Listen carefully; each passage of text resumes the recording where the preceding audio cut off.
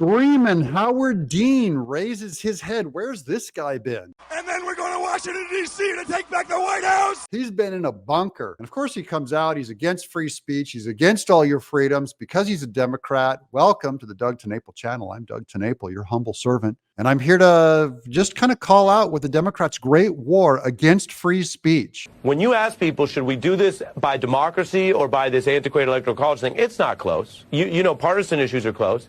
Trump-Harris decision is close. But look at this. 58% of people at Gallup this month prefer a democracy vote, which they call the popular vote. Only 40% electoral college. The Democrats are at war with the Constitution and the Electoral College. They're going to try to make this weird, emotional, postmodern explanation for why they're against it. They're against the Constitution. And they're against your vote, the free speech of your vote. They want to change the rules because they know they're losing. Should Americans care about trying to change that structural inequity? We have to change it. You know, our foundational electoral system was affected very much by slavery. This was an effort by the small states and the slave states to make sure they didn't lose their influence. This is pure baloney. And an incredibly terrible anti-American thing to say about the Electoral College system, that it was for slavery. This is all revisionist history, and it's not true. It's actually, if anything, the Electoral College is against the large urban centers running the entire country. They wanted each state to have a small but equal vote instead of having urban centers like New York run the entire country. You'll find it with Thomas Jefferson's earliest writings, his fear of the grouping of large masses of people because they didn't like mobs. They knew that we weren't a democracy, that we were a representational government and a republic. In the compromises that were in the design of the Constitution and so forth. So we have two problems. We have a Constitution that was built around the notion of slavery. And there goes the Democrat again, saying that the Constitution was built around a notion of slavery, which is a disgusting thing to say. But this is the Democrats' oldest playbook, right? Of course, everything has to do with racism. That's the only card they have in the deck. It's their state bird. And we have a corrupt Supreme Court. Which has already elected one president, or selected one president, George W. Bush. Well, the Supreme Court selected a president. Now they're election deniers. I just want YouTube to watch this episode. Please cancel Howard Dean. Please remove his channel for denying elections and saying the Supreme Court selected George Bush in 2001. That's dangerous.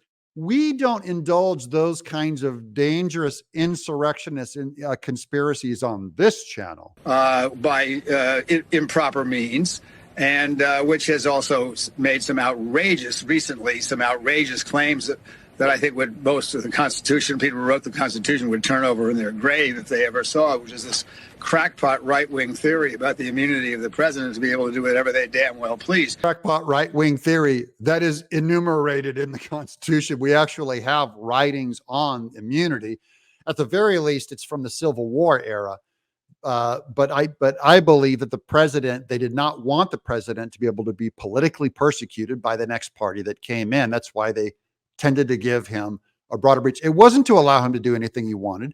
And our Supreme Court actually came out and said specifically what kind of things the president was protected, his stuff that he does within his office that Howard Dean is freaking out about because they see an opportunity to go after the previous guy. That's the Democrats' wet dream, is to politically prosecute an opponent after he leaves office. They know the Republicans won't do the reciprocal. They know we won't do it back to them, so they know they're safe because we play by the rules. We need fundamental restructuring of our democracy if we're going to keep our democracy. Right now, we don't have a functional court system. They are, as one of the justices coined the phrase, a bunch of political hacks. Oh, now he's anti the Supreme Court. This guy is truly anti-American. Now, I protect his free speech that he's allowed to say these things. If I was a Democrat like Nancy Pelosi, like Kamala Harris, I'd be talking about how misinformation is not a protected right. And they should They could lose their right to speak according to their party, but we're going to allow Howard Dean to say what he wants, even to speak out against the Supreme Court. It does not incite people to violence and incite an insurrection, you dummy. She was trying to claim they weren't political hacks, but they are political hacks in the majority, and two of them are clearly corrupt.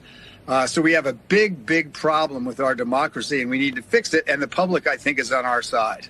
We need to fix it. The public, I don't care what the public thinks. You can go negotiate with the Constitution, and you can negotiate with the Supreme Court, and you're not going to vote your way out of this one. You have to come up with a decent number of senates, like probably a 60-40 majority, before you can even touch that part of the Constitution of overthrowing the Electoral College. And by the way, people are ignorant. They don't know what the Electoral College is. So if you ask them, are you for a majority vote or are you for an Electoral College? They're going to say, I'm for a majority vote. They don't know. But if you spent some time educating them on what the founders thought, you'd see. And, you know, these Democrats like Howard Dean, screaming Howard Dean, thankfully, he'll go back under his rock when Trump wins. I'm Doug in exile.